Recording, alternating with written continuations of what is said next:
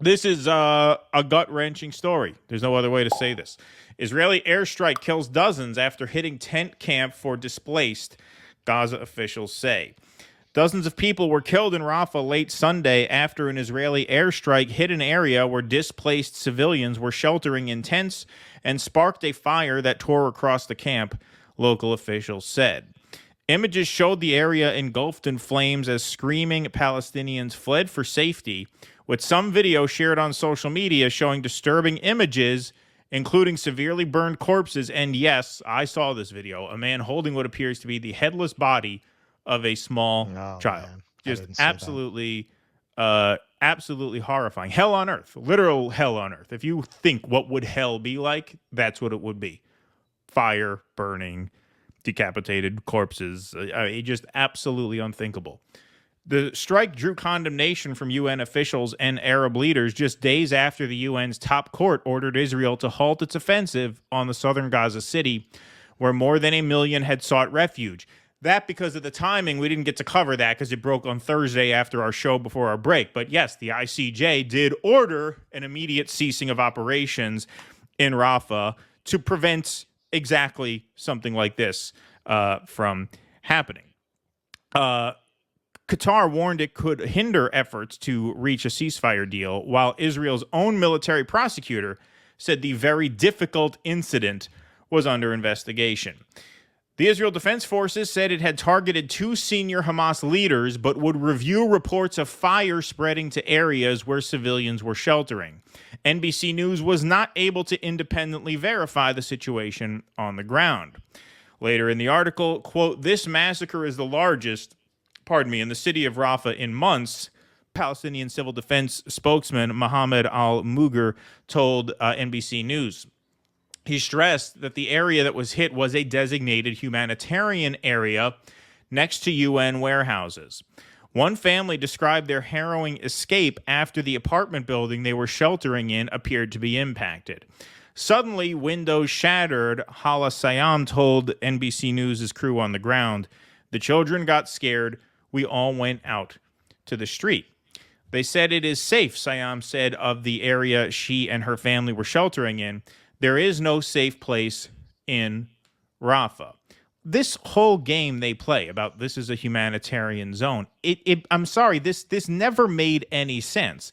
Well, this happens again and again. Because why wouldn't Hamas go to the safe zone? Right. Like, if their argument is that Hamas uses human shields and you announce the area you're not going to attack, why wouldn't Hamas just go there? So this whole thing just makes no sense. Well, here's a safe zone, here's not a safe zone. They're always going to claim Hamas is where they struck. We'll move on. The IDF said its strike targeted 2 Hamas leaders who said it were responsible for organizing terror attacks in the occupied West Bank area. It said that it was aware of reports that civilian tents were ignited in the strike and that the incident was under review. The strike was carried out against legitimate targets under international law, the IDF said in a statement, adding that it used precise munitions based on precise intelligence that indicated Hamas's use of the area. The IDF did not immediately respond to requests for comment on whether it targeted an area in a designated safe zone. No answer to that question. Not surprising. So this is one of the very few images I can show you on this platform because it's one of the few without blood and gore. But that is hell on earth. That is a fiery inferno. That is absolute hell on earth. And here's the aftermath of this. Just a torched civilian zone where people were burned alive in tents. And for everybody who was saying that this is what an offensive in Rafah would look like, here it is. Here it is. Yep. This is it. I mean, this is what we were saying would happen. This is what everybody was saying. Would happen. And this is, just from an airstrike. This is not a result of a ground invasion. This is the result of an airstrike in what appears to be a designated humanitarian zone. I mean, NBC News is reporting that as credible, and the IDF has not yet opened their mouths saying that this wasn't. They're saying, well, that's under review. This was a legitimate strike. That was their line at the beginning. Now, as we see here, amid condemnation, Netanyahu calls civilian deaths in Rafah tragic accident. So look how they changed their tone. Went from, no, this was a legitimate strike. We had good information that said that there were combatants there who we had to take out, senior combatants. And now the New York Times reports, with international condemnation mounting, Prime Minister Benjamin Netanyahu of Israel said Monday that the killing of dozens of people in a camp for displaced Palestinians in Rafah was a tragic accident, but gave no sign of curbing the Israeli offensive there. His comments came at a particularly delicate time, just 3 days after the International Court of Justice appeared to order Israel to immediately halt its offensive in the city, and its diplomats were aiming to restart negotiations for a ceasefire and hostage release deal between Israel and Hamas at some point in the next week. The ICJ appeared to order Israel on Friday to suspend its military offensive and any other action in Rafah that might wholly or partly destroy the Palestinian population there. Some of the court's judges said that Israel could still conduct some military operations in Rafah under the terms of their decision. So you see a change in tone in Netanyahu. And then I just thought, because, Piers Morgan has sort of been the moderator of several of these debates, this was the harshest he's been on Israel in quite some time in response to this. The scenes from Rafah overnight are horrific. I've defended Israel's right to defend itself after October 7th, but slaughtering so many innocent people as they cower in a refugee camp is indefensible. Stop this now. Of course, Rabbi Shmuley did not appreciate that. Respectfully, Piers Morgan, you keep telling us that you've upheld Israel's right to defend itself, but you're doing us Jews, as if you're doing us Jews some great favor. We don't need your permission to stay alive any more than the British needed ours to defend themselves against Hitler.